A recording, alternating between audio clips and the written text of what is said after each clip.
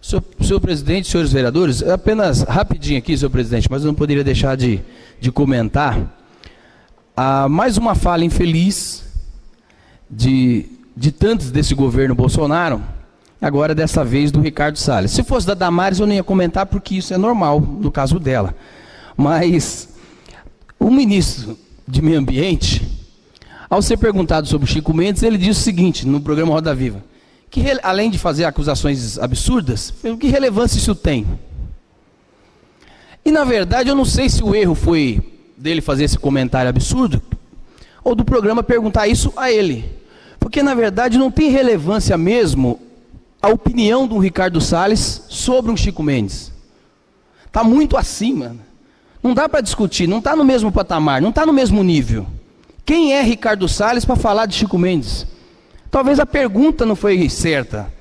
Não cabe mesmo perguntar a um ministro de meio ambiente, que é defensor não do meio ambiente, sim do agronegócio a qualquer custo, querer falar sobre Chico Mendes, assassinado aos 44 anos, defensor da Mata Amazônica, dos trabalhadores rurais, extrativistas.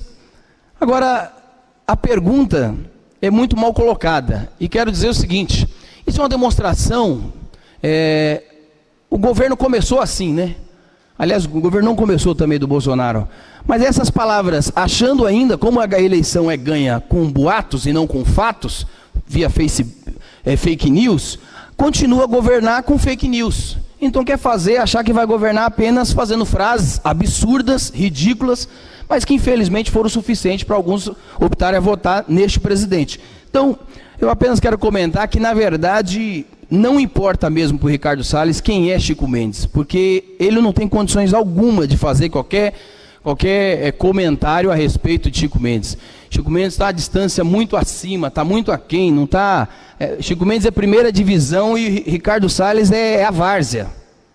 Então não dá mesmo para discutir, e eu não posso deixar de mencionar aqui a importância que tem Chico Mendes para a luta dos trabalhadores rurais, importantes que tem a luta do Chico Mendes. Ele morreu, mas a luta continua na defesa da Amazonas, um cara que foi reconhecido internacionalmente, e apenas um absurdo ter um ministro que já foi inclusive condenado recentemente por improbidade administrativa no governo Alckmin aqui, esse Ricardo Salles, mas isso é a demonstração desse governo, é a demonstração de absurdos, falas absurdas, manifestações absurdas, preconceituosas, de desrespeito.